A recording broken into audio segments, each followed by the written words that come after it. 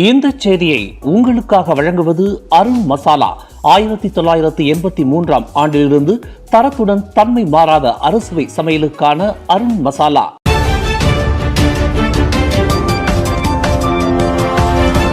வணக்கம். திசைகளின் ஒரு மணி செய்திகள். சிறுவன் ஜெயின் ராயன் கொலை வழக்கு. அவரது பராமரிப்பில் அலட்சியம் காட்டியதாக பெற்றோர் மீது குற்றச்சாட்டு. ஆட்டிசம் குறைபாடுடைய 6 வயது சிறுவன் ஜெயின் ராயன் அப்துல் மட்டின் கொலை செய்யப்பட்டது தொடர்பான விசாரணையில் அவரது பராமரிப்பில் அலட்சியம் காட்டியதாக 29 வயதுடைய பெற்றோர் மீது இன்று ஸ்லாங்கூர் பட்டாலிஞ்சையாவில் உள்ள செஷன்ஸ் நீதிமன்றத்தில் குற்றச்சாட்டு சுமத்தப்பட்டது. நீதிபதி டாக்டர் ஷாலிசா வானு முன்னிலையில் அத்தம்பதியருக்கு எதிராக வாசிக்கப்பட்ட குற்றச்சாட்டில் அவ்விருவரின் அலட்சியம் காரணமாகவே கடந்த ஆண்டு டிசம்பரில் அச்சிறுவனின் உடலில் காயங்கள் ஏற்பட்டதற்கான சாத்தியம் உள்ளதாக கூறப்பட்டது. ஆயினும் அக்குற்றச்சாட்டை திட்டவட்டமாக மறுத்துள்ள ஜெயின் ராயனின் தந்தை ஜைம் இக்வான் ஜஹாரி, தாயார் இஸ்மானிரா அப்துல் மனாஃப் ஆகிய இருவரும் நீதிமன்றத்தில் மேல் விசாரணை கோரினர்.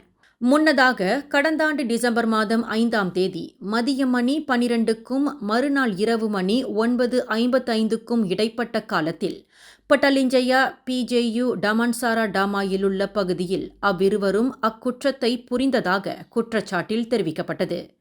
2001ஆம் ஆண்டு சிறார் சட்டத்தின் கீழ் அவ்விருவருக்கு எதிராக குற்றச்சாட்டு சுமத்தப்பட்ட நிலையில் குற்றம் நிரூபிக்கப்பட்டால் அவ்விருவருக்கும் அதிகபட்சமாக 50,000 வெள்ளி அபராதம் அல்லது 20 ஆண்டுகளுக்கும் மேல் போகாத சிறை அல்லது அவை இரண்டுமே விதிக்கப்படலாம்.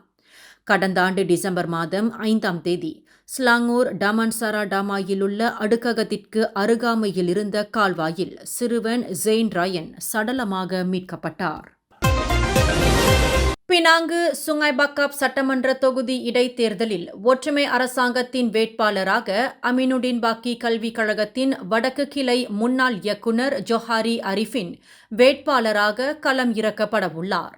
நேற்று இரவு நிபோங் தபாலில் நடைபெற்ற வேட்பாளர் அறிமுக நிகழ்வில் PKR கட்சி துணைத் தலைவர் ரஃபீசி ரம்லி அந்த அறிவிப்பை வெளியிட்டார்.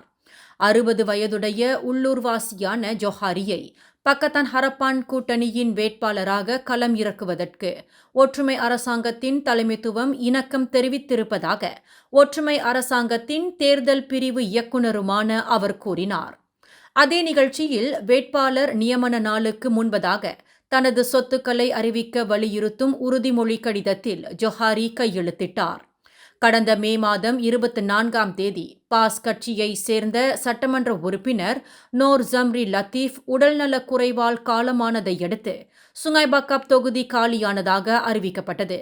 வருகின்ற ஜூலை மாதம் 6ஆம் தேதி அங்கு இடைத்தேர்தல் நடத்தப்படுகின்றது. வரவிருக்கும் சுங்கைபக்காப் சட்டமன்ற தொகுதிக்கான இடைத்தேர்தலில் தாம் வெற்றி பெற்றால் அத்தொகுதியில் நிலவி வரும் நீர் பிரச்சினைக்கு விரைந்து தீர்வு காணப்படும் என ஒற்றுமை அரசாங்கத்தின் வேட்பாளர் ஜொஹாரி அரிஃபின் வாக்குறுதி அளித்துள்ளார்.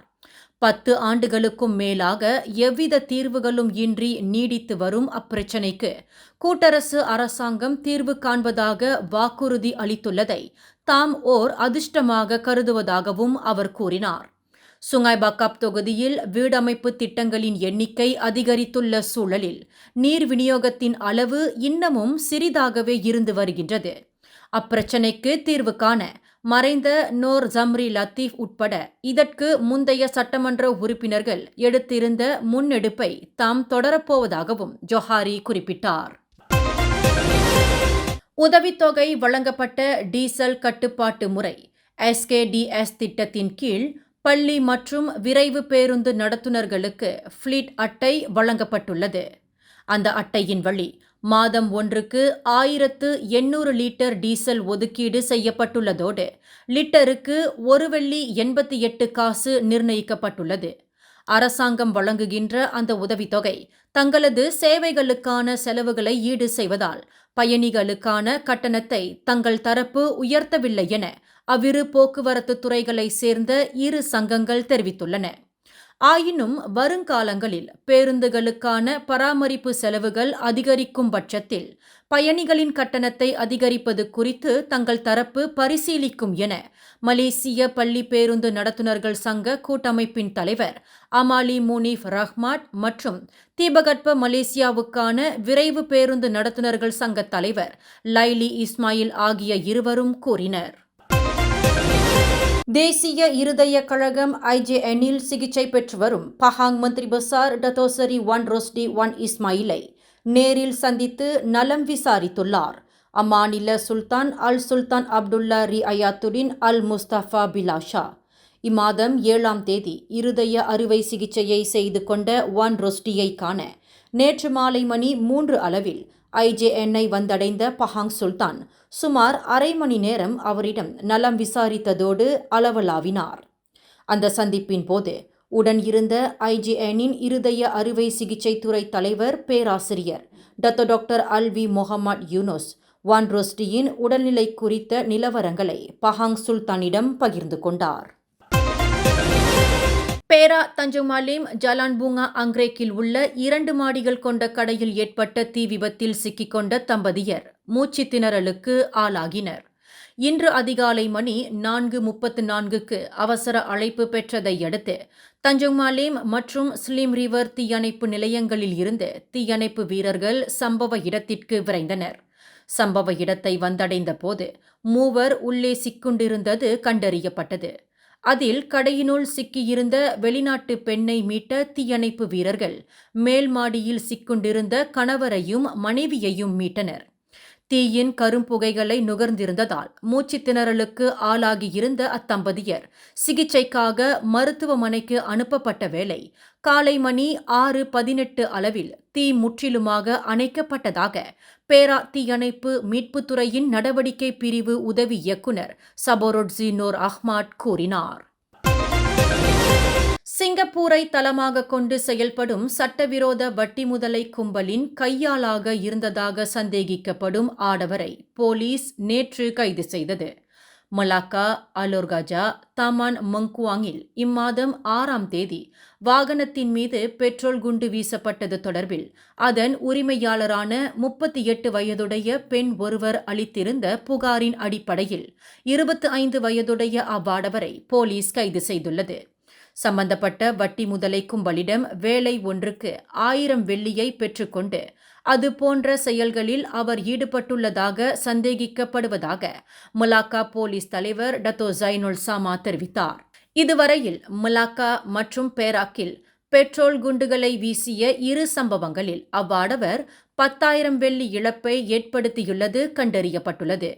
சதிநாச வேலையில் ஈடுபட்டதற்காக குற்றவியல் சட்டம் செஷன்ஸ் 435 பிரிவின் கீழ் விசாரணை மேற்கொள்ளப்படும் வேளை குற்றம் நிரூபிக்கப்பட்டால் அவ்வாடவருக்கு 14 ஆண்டுகள் சிறை அல்லது அபராதம் அல்லது அவை இரண்டுமே விதிக்கப்படலாம் என ஜைனோல் கூறினார்.